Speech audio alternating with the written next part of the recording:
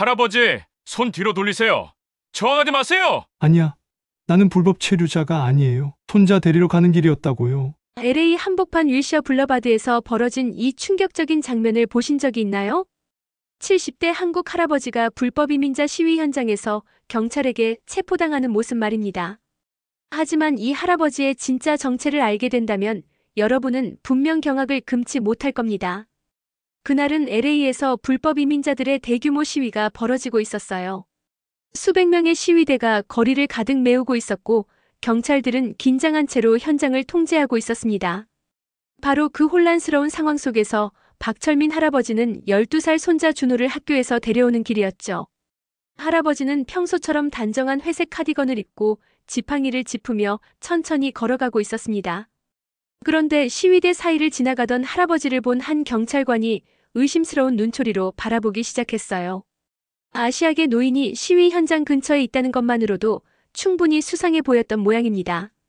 저기 할아버지, 잠깐만요. 그 경찰관이 할아버지를 향해 소리쳤습니다. 하지만 할아버지는 영어를 완전히 이해하지 못해서 그냥 지나치려고 했어요. 이 모습이 경찰에게는 도주하려는 것처럼 보였던 거죠. 순식간에 3명의 경찰관이 할아버지를 둘러쌌습니다. 주변 구경꾼들은 핸드폰을 꺼내 촬영하기 시작했고 누군가는 또 불법 체류자 잡혔네라며 비웃었어요. 할아버지의 주름진 얼굴에는 당황스러움이 가득했지만 그 눈빛만은 여전히 흔들리지 않았습니다. 서류 보여주세요. 비자는 어디 있어요? 경찰관이 다그치듯 물었어요. 할아버지는 떨리는 손으로 지갑에서 영주권을 꺼냈지만 경찰관은 의심스러운 표정을 지으며 서류를 자세히 들여다봤습니다. 마치 가짜 서류인 것처럼 말이죠. 바로 그때 한 구경꾼이 큰 소리로 외쳤습니다. 이런 늙은이들이 우리 일자리 다 뺏어가는 거야. 그 말에 동조하는 목소리들이 여기저기서 터져나왔어요. 할아버지는 그 모든 시선과 말들을 묵묵히 견뎌내고 있었습니다. 경찰관들은 할아버지를 더욱 거칠게 다루기 시작했습니다. 영주권을 확인했음에도 불구하고 의심의 눈초리를 거두지 않았어요. 이 서류가 진짜인지 확인해봐야겠어요. 한 경찰관이 동료에게 속삭였습니다. 그 말을 들은 할아버지의 얼굴에는 깊은 상처가 스쳤지만 여전히 품위를 잃지 않으려 애쓰고 있었어요. 주변 구경꾼들의 반응은 더욱 가혹했습니다. 저런 할아버지들이 복지 혜택만 받아먹고 있어. 영어도 제대로 못하면서 왜 여기 살아? 이런 말들이 사방에서 쏟아져 나왔어요. 할아버지는 그 모든 모욕을 조용히 참아내고 있었습니다. 한 젊은 백인 남성이 스마트폰으로 할아버지를 촬영하며 조롱했어요. 봐, 또 다른 불법 체류자야. 이런 사람들 때문에 우리 세금이 낭비되는 거라고. 그의 목소리에는 노골적인 혐오감이 묻어났습니다. 할아버지는 여전히 영어로 설명하려 애쓰고 있었어요. 아이 아빠. 그랜드선. 픽업. 어눌한 발음이지만 간절함이 담긴 목소리였습니다. 하지만 경찰관들은 오히려 그 모습을 수상하게 여겼어요. 할아버지, 정말 손자를 데리러 가는 거라면 학교 이름이라도 말해보세요. 경찰관이 의심스러운 표정으로 물었습니다. 할아버지는 웨스트우드 엘리멘터리라고 대답했지만 발음이 부정확해서 경찰관들은 고개를 저었어요. 바로 그때 한국계 미국인으로 보이는 중년 여성이 지나가다 상황을 목격했습니다. 그녀는 할아버지에게 한국말로 물었어요. 할아버지, 무슨 일이세요? 할아버지의 눈에 희미한 안도감이 스쳤습니다. 손자 데리러 가는 길인데 경찰이 나를 불법 체류자라고 해요. 할아버지가 한국말로 답했습니다. 중년 여성이 경찰관에게 상황을 설명해 주려 했지만 경찰관들은 이미 할아버지를 연행할 준비를 하고 있었어요. 구경꾼들 사이에서는 더욱 거친 말들이 오갔습니다. 저런 늙은이가 뭘 할 수 있겠어? 그냥 고국으로 돌아가면 되는데 왜 여기서 버티고 있는 거야? 할아버지는 그 모든 말들을 들으면서도 고개를 꼿꼿이 들고 있었습니다. 마치 오랜 세월 단련된 군인의 자세처럼 말이죠. 경찰관들이 수갑을 채우려는 순간 할아버지는 조용히 말했습니다. 잠시만요. 전화 한 통만 하게 해주세요. 그 목소리에는 지금까지와는 다른 무언가가 있었어요. 차분하면서도 확신에 찬 어조였습니다. 전화요? 변호사라도 부르시겠어요? 경찰관이 비웃듯 물었습니다.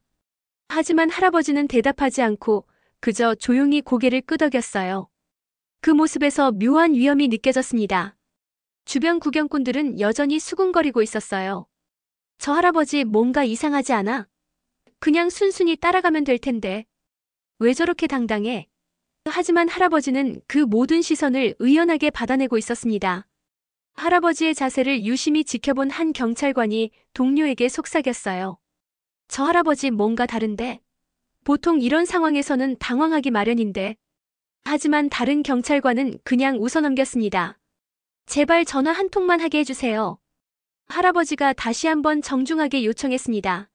이번에는 완벽한 영어 발음이었어요. 구경꾼들이 놀란 표정을 지었습니다. 아까까지 어눌하게 말하던 사람이 갑자기 유창한 영어를 구사하다니요. 경찰관도 당황했습니다. 아까는 영어를 못한다면서 지금은 왜 이렇게 잘해요? 할아버지는 잠시 미소를 지었어요. 긴장하면 잊어버리기도 하는 거죠. 나이가 들면요. 그때 구경꾼 중 한 명이 할아버지의 팔뚝에 있는 문신을 발견했습니다. 희미하게 보이는 독수리와 별 모양의 문신이었어요. 저거 군대 문신 아니야? 누군가 중얼거렸습니다. 할아버지는 그 시선을 느꼈지만 아무 말 하지 않았어요. 대신 다시 한번 경찰관에게 말했습니다. 정말 중요한 전화입니다. 단 한 통만요. 그 목소리에는 절실함보다는 오히려 자신감이 묻어났습니다. 경찰관들은 서로 눈짓을 주고받았어요. 뭔가 석연치 않은 상황이었지만 전화 한 통 정도는 허용해도 될 것 같았습니다. 좋아요. 하지만 스피커폰으로 하세요. 할아버지는 고개를 끄덕이고 지갑에서 낡은 명함 한 장을 꺼냈습니다. 그 명함을 본 한 경찰관의 표정이 미묘하게 변했어요. 하지만 아직은 그 의미를 알아차리지 못했습니다. 할아버지의 손가락이 번호를 누르기 시작했습니다. 이제 모든 것이 바뀔 순간이 다가오고 있었어요. 할아버지의 거칠고 주름진 손가락이 천천히 번호를 눌렀습니다. 주변은 조용해졌고 모든 사람들이 그 통화에 귀를 기울이고 있었어요. 스피커폰에서 신호음이 울리기 시작했습니다. 여보세요, 펜타곤입니다. 전화 너머로 또렷한 영어가 들려왔어요. 구경꾼들이 웅성거리기 시작했습니다. 펜타곤이라고요? 미국 국방부 말입니까? 할아버지는 침착하게 말했습니다.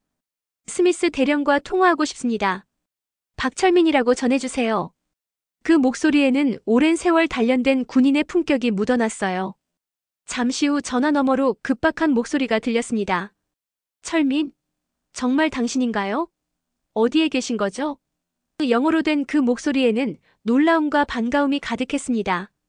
LA에서 좀 곤란한 상황에 처했어요, 스미스. 할아버지가 차분하게 답했습니다. 주변 경찰관들의 표정이 서서히 변하기 시작했어요. 뭔가 심상치 않다는 것을 느끼기 시작한 거죠. 무슨 일입니까? 지금 당장 해결해드리겠습니다. 그 전화 너머 스미스 대령의 목소리가 더욱 급해졌습니다. 당신이 누구인지 모르는 사람들이 있나요? 할아버지는 주변을 둘러보며 씁쓸하게 웃었어요. 그런 것 같네요. 불법 체류자로 오해받고 있어요. 이 말에 구경꾼들 사이에서 수군거림이 더욱 커졌습니다.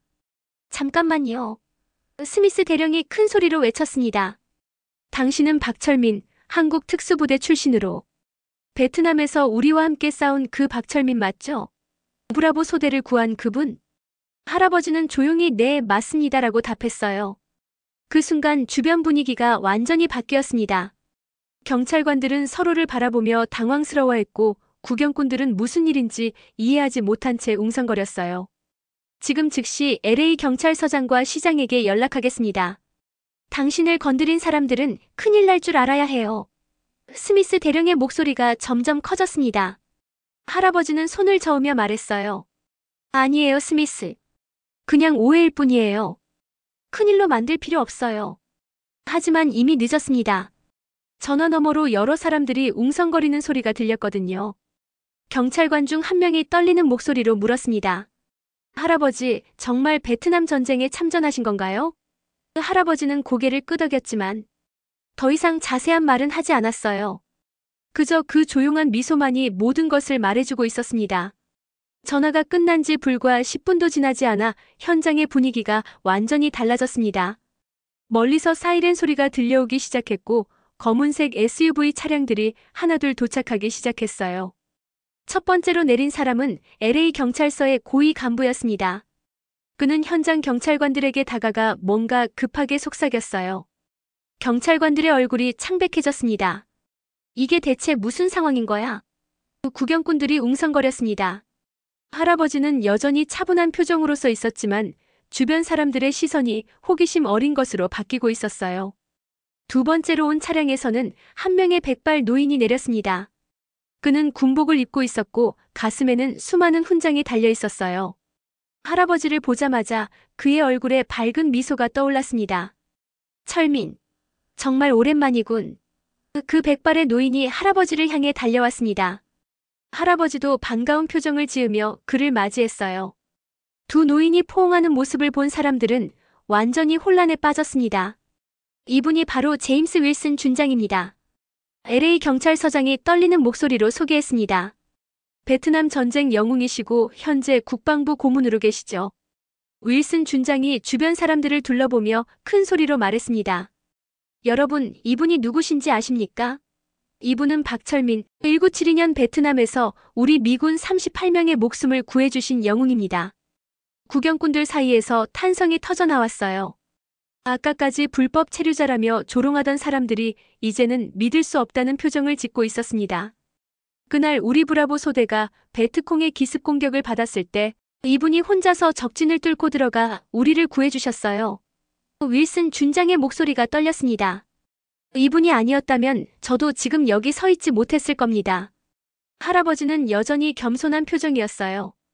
그때는 그럴 수밖에 없었어요. 전우들을 버리고 갈 수는 없었거든요.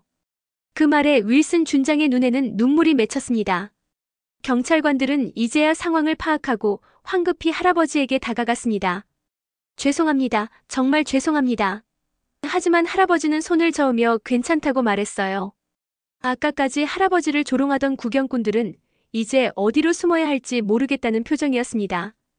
특히 불법 체류자라며 비난했던 젊은 남성은 얼굴이 새빨갛게 달아올라 있었어요. 윌슨 준장은 주변 사람들에게 할아버지의 진짜 이야기를 들려주기 시작했습니다. 1971년 3월 15일 베트남 꼬치에서 벌어진 일입니다. 그의 목소리는 감정에 차 있었어요. 우리 브라보 소대는 정찰 임무를 수행하다가 베트콩 부대에 포위되었습니다. 300명이 넘는 적에 둘러싸인 상황이었죠. 구경꾼들이 숨죽이며 들었습니다. 아까까지의 조롱은 온데간데 없고 모든 사람이 진지한 표정으로 귀를 기울이고 있었어요. 그때 한국 특수부대와 합동작전을 펼치고 있었는데 박철민 중사가 우리 구조 요청을 받았습니다. 윌슨 준장이 할아버지를 바라보며 계속했어요. 하지만 적의 화력이 너무 강해서 일반적인 구조작전은 불가능했습니다. 할아버지는 겸손하게 고개를 저었지만 윌슨 준장은 멈추지 않았습니다. 그런데 이분이 혼자서 야간에 적진을 뚫고 들어왔어요. 3km가 넘는 적 지역을 혼자 통과한 겁니다. 불가능해요. 한 구경꾼이 믿을 수 없다는 듯 외쳤습니다. 하지만 윌슨 준장은 고개를 저었어요. 저도 처음에는 믿을 수 없었습니다. 하지만 정말 해냈어요. 박 중사는 우리가 포위된 지점까지 와서 탈출 경로를 안내해 주었습니다. 그리고 후방에서 적의 추격을 막아주었죠. 윌슨 준장의 목소리가 더욱 떨렸습니다. 할아버지가 조용히 입을 열었어요. 그때 윌슨이 다리에 총상을 입었더라고요. 그래서 업고 갈 수밖에 없었어요. 그 말에 윌슨 준장이 바지를 걷어 올려 다리의 흉터를 보여주었습니다. 이분이 저럽고 2km를 뛰었어요. 적의 총격을 피해가면서 말입니다. 윌슨 준장의 증언에 사람들이 탄성을 질렀습니다. 그뿐만이 아닙니다. 또 다른 목소리가 들렸어요. 세 번째 차량에서 내린 또 다른 베테랑이었습니다. 저는 그때 상병이었던 마이클 데이비스입니다. 박 중사님이 구해주신 38명 중 한 명이죠. 데이비스가 할아버지에게 다가가 손을 잡았습니다. 당신 덕분에 제가 고향에 돌아가 가정을 꾸릴 수 있었어요. 제 아들들도 당신 이야기를 들으며 자랐습니다. 할아버지의 눈가에 주름이 더 깊어졌어요. 다들 무사해서 다행이었어요. 그게 가장 중요한 거죠. 그 겸손한 말에 주변 사람들의 마음이 더욱 뭉클해졌습니다. 아까까지 할아버지를 무시하던 사람들은 이제 부끄러움으로 고개를 들 수 없었어요. 진짜 영웅이 바로 눈앞에 있었는데 그들은 그를 알아보지 못했던 겁니다. 현장의 분위기는 완전히 바뀌었습니다. 아까까지 할아버지를 조롱하던 사람들이 이제는 부끄러운 표정으로 서 있었어요. 특히 불법 체류자라며 비난했던 젊은 남성은 얼굴을 들 수 없을 정도였습니다. LA 경찰서장이 공식적으로 사과했습니다. 박철민 어르신께 깊이 사과드립니다. 저희 직원들의 성급한 판단으로 이런 일이 벌어져서 정말 죄송합니다. 할아버지는 온화한 미소를 지으며 답했어요. 괜찮습니다. 오해는 언제든 생길 수 있는 일이죠. 경찰관들도 자신의 임무를 하는 것뿐이에요. 하지만 윌슨 준장은 화가 나 있었습니다. 괜찮지 않아요. 이런 일이 어떻게 일어날 수 있습니까? 미국을 위해 목숨을 걸고 싸운 분을 이렇게 대한다니요. 구경꾼들 중 일부는 할아버지에게 다가가 사과하기 시작했어요. 정말 죄송합니다. 몰라 뵙고 그런 말을 해서. 하지만 할아버지는 그들의 사과를 받아주며 따뜻하게 웃었습니다. 그때 할아버지의 손자 준호가 학교에서 돌아오는 길에 이 광경을 목격했어요. 할아버지 하고 달려오는 준호를 본 할아버지의 얼굴이 환해졌습니다. 준호야, 늦어서 미안하다. 할아버지가 손자를 껴안으며 말했어요. 준호는 주변 상황을 이해하지 못한 채 고개를 갸우뚱했습니다. 윌슨 준장이 준호에게 다가가 말했어요. 너의 할아버지는 정말 대단한 분이야. 많은 사람들의 생명을 구해주신 영웅이시거든. 준호는 자랑스러운 표정으로 할아버지를 바라봤습니다. 한국계 미국인 여성이 다시 나타나 할아버지에게 말했어요. 할아버지, 정말 대단하세요. 저희도 몰라 배워서 죄송해요. 할아버지는 그녀에게도 고마워했습니다. 아까까지 할아버지를 촬영하며 조롱했던 젊은 남성이 떨리는 목소리로 다가왔어요. 정말 죄송합니다. 제가 너무 무식했어요. 그의 눈에는 진심 어린 후회가 담겨 있었습니다. 할아버지는 그의 어깨를 가볍게 두드리며 말했어요. 젊은이, 사람은 실수하기 마련이에요. 중요한 건 그 실수에서 배우는 거죠. 그 말에 젊은 남성의 눈에 눈물이 맺혔습니다. 데이비스가 준호에게 말했어요. 너의 할아버지는 진짜 히어로야. 우리 모두의 생명의 은인이시거든. 준호는 할아버지를 더욱 자랑스럽게 바라봤습니다. 윌슨 준장이 마지막으로 말했습니다. 오늘 일로 모든 분들이 깨달으셨길 바랍니다. 진짜 영웅은 화려하게 자랑하지 않아요. 묵묵히 자신의 역할을 다할 뿐이죠. 할아버지는 손자의 손을 잡고 천천히 그 자리를 떠났습니다. 뒤에 남은 사람들은 모두 숙연한 표정으로 그 뒷모습을 바라보고 있었어요. 할아버지와 준호가 조용히 길을 걸어가는 모습을 바라보며 사람들은 오늘 있었던 일에 대해 깊이 생각하게 되었습니다. 겉모습만으로 사람을 판단했던 자신들의 모습이 얼마나 부끄러운 것인지 깨달았던 거죠. 준호가 할아버지에게 물었어요. 할아버지, 사람들이 왜 그렇게 할아버지를 쳐다봐요?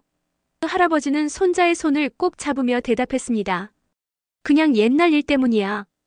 별거 아니란다. 하지만 준호는 뭔가 특별한 일이 있었다는 걸 직감했어요. 할아버지는 정말 영웅이에요? 할아버지는 웃으며 고개를 저었습니다. 영웅은 무슨? 그냥 해야 할 일을 했을 뿐이야. 그 겸손한 대답이야말로 진정한 영웅의 모습이었습니다. 자신의 공로를 자랑하지 않고 화려한 훈장이나 명예보다는 가족과의 평범한 일상을 더 소중히 여기는 것 말이에요. 며칠 후 이 사건은 지역 뉴스를 통해 보도되었습니다. 많은 사람들이 할아버지의 이야기를 듣고 감동했어요. 특히 베트남 전쟁 참전 용사들과 그 가족들로부터 수많은 감사 메시지가 전해졌습니다. 하지만 할아버지는 언론 인터뷰 요청을 모두 거절했어요. 조용히 살고 싶다는 게 이유였습니다. 진짜 영웅은 관심받기를 원하지 않는다는 걸 다시 한번 보여준 거죠. 윌슨 준장은 나중에 이런 말을 했습니다. 박철민은 내가 만난 사람 중 가장 용감한 사람이에요. 하지만 그보다 더 인상 깊은 건 그의 겸손함입니다. 진짜 용기는 자랑하지 않는 거예요. 그날 현장에 있었던 젊은 남성은 이후 자원봉사 활동에 적극적으로 참여하게 되었어요. 할아버지에게서 받은 교훈을 실천하기 위해서였습니다. 그는 나중에 이렇게 말했어요. 그분을 통해 진정한 인품이 무엇인지 배웠습니다. LA 경찰서에서는 이 사건을 계기로 편견과 선입견에 대한 교육을 강화했습니다. 외모나 말투만으로 사람을 판단하지 말라는 내용이었어요. 할아버지의 사례는 모든 경찰관들에게 깊은 교훈이 되었습니다. 가장 중요한 건 준호가 할아버지를 바라보는 시선이 달라졌다는 것입니다. 평범한 할아버지라고만 생각했는데 이제는 진짜 영웅이라는 걸 알게 된 거죠. 하지만 할아버지는 여전히 그냥 자상한 할아버지로 남아있으려 했어요. 준호야, 진짜 용기는 남들이 보지 않는 곳에서 옳은 일을 하는 거란다. 할아버지가 손자에게 들려준 말입니다. 화려한 건 필요 없어. 그냥 양심에 따라 행동하면 돼. 몇 달이 지난 후에도 할아버지는 변함없이 손자를 학교에 데려다주고 있어요. 하지만 이제는 지나가는 사람들이 존경의 눈빛으로 바라봅니다. 할아버지는 여전히 그 시선들을 부담스러워하지만 사람들의 마음만은 고맙게 받아들이고 있어요. 진정한 영웅은 자신을 영웅이라고 말하지 않습니다. 그저 묵묵히 자신의 자리에서 최선을 다할 뿐이에요. 박철민 할아버지처럼 말입니다. 그분의 이야기는 우리에게 중요한 교훈을 남겨줍니다. 사람을 겉모습으로 판단하지 말고 진정한 가치를 알아보는 눈을 기르라는 것 말이에요. 오늘 이 이야기가 여러분의 마음에 작은 울림이라도 주었기를 바랍니다. 우리 주변에도 박철민 할아버지 같은 숨은 영웅들이 많이 있을 거예요. 그분들을 알아보고 존중하는 마음을 가져보면 어떨까요? 여러분의 소중한 댓글과 구독, 좋아요는 더 많은 감동적인 이야기를 전해드리는 큰 힘이 됩니다. 다음에도 더욱 좋은 이야기로 찾아뵙겠습니다.